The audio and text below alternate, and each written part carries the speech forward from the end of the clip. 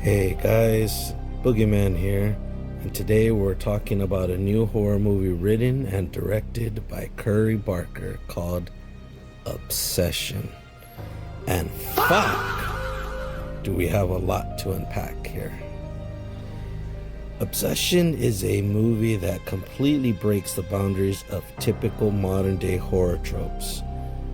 This is the kind of movie people are going to be talking about for years, because of how innovative it is on its approach to horror. And honestly, if you don't like this movie, then it's your own fault. You got problems, because the movie gives you exactly what you see in those trailers, and then some. The story follows a guy named Bear, played by Michael Johnston, who is secretly in love with his friend Nikki, played by Indy Navarrete. Bear is a lonely, awkward person who struggles to pull the trigger, so to speak, in telling Nikki how he feels.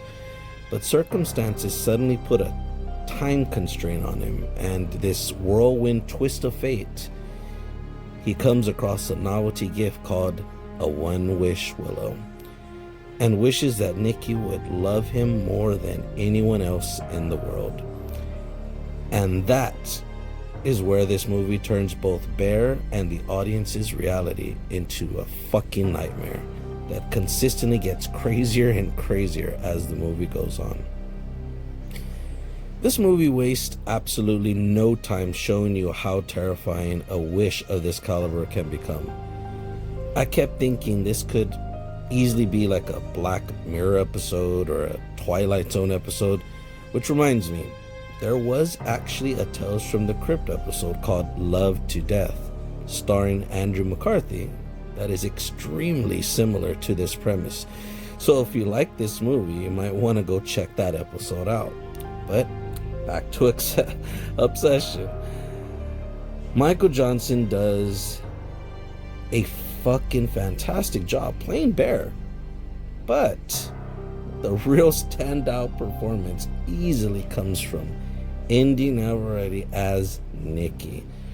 Her transformation throughout the film goes from sweet and lovable to genuinely terrifying in a way that feels completely unfucking hinged. I'd honestly be shocked if there wasn't award hype surrounding this performance, similar to Toni Collette in Hereditary, Kathy Bates in Misery, Glenn Close in Fatal Attraction, and of course Rosamund Pike in Gone Girl.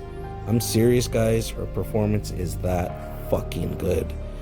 The emotional places this movie forces her to go are insane, and really reminded me of how rare actors are capable of taking themselves into such these dark, fucked up places, but somehow snap back into reality afterwards like if nothing happened.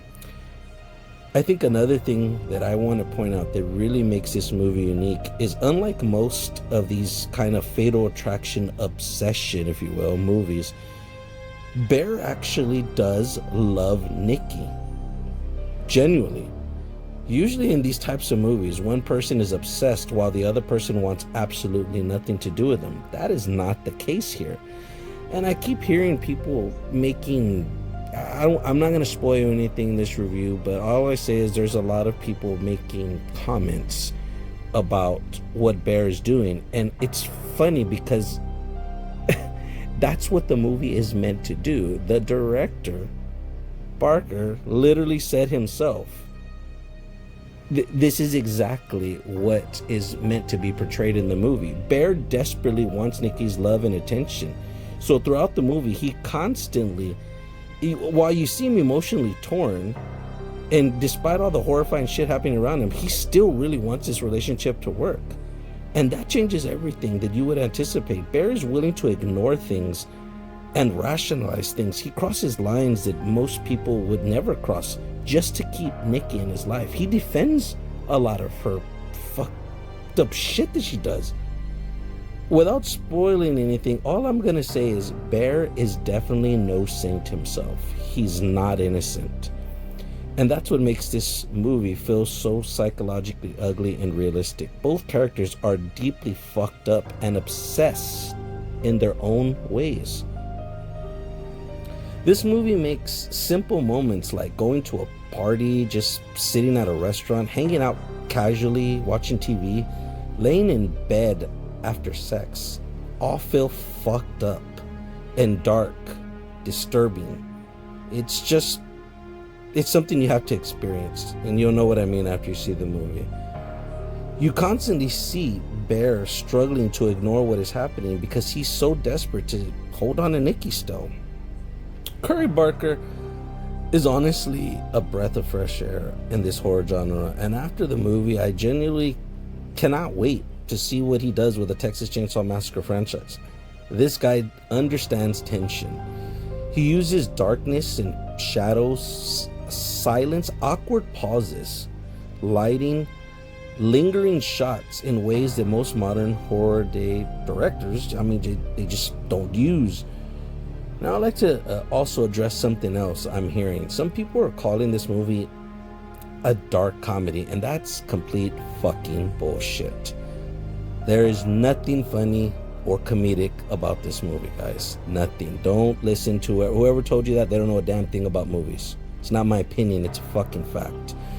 There are scenes where Curry Barker holds on shots for such awkward amounts of time that people in the audience literally start nervous laughing, just like to break the silence and relieve the tension. And you can hear and tell the difference between that type of, oh, this is funny versus like type laughing. People seemed overwhelmed with the psychological cringe, if you will, and were literally kind of just lightly chuckling just to kind of self-soothe themselves. That's real. People do that shit in real life all the time. This movie takes your expectations, laughs in your face, and basically says, oh, you thought you were just gonna get like the normal run-of-the-mill Fatal Attraction obsessed type movies? Yeah, no. This movie just gets worse and worse and escalates, man, to the very end. I seriously cannot praise this movie enough.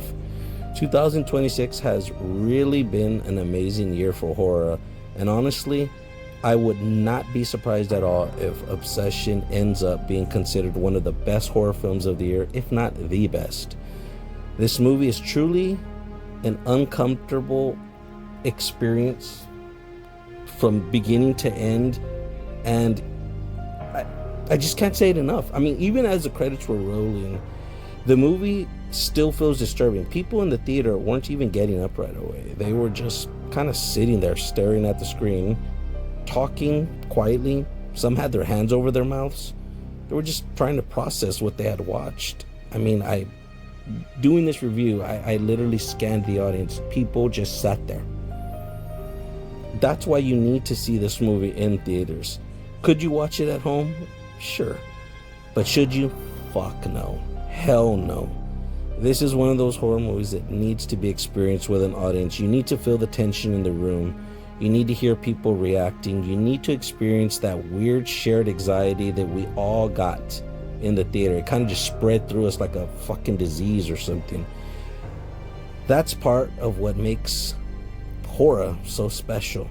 Go with your friends. Girls, go with your dudes. Or if you got a girlfriend, even better. Guys, go with your girl. Hopefully she doesn't start acting like Nikki. But anyways, just go. Now you have heard enough. Final verdict from the Boogeyman. Don't just go to the theaters. Run to the fucking theaters. You will not regret it. Definitely worth the price of admission. I mean, I think I'm almost positive I'm going to give it a second watch. Well, guys, that concludes my review on Obsession. This is the Boogeyman signing out. Until the next time, and as always, remember, sometimes dead is better.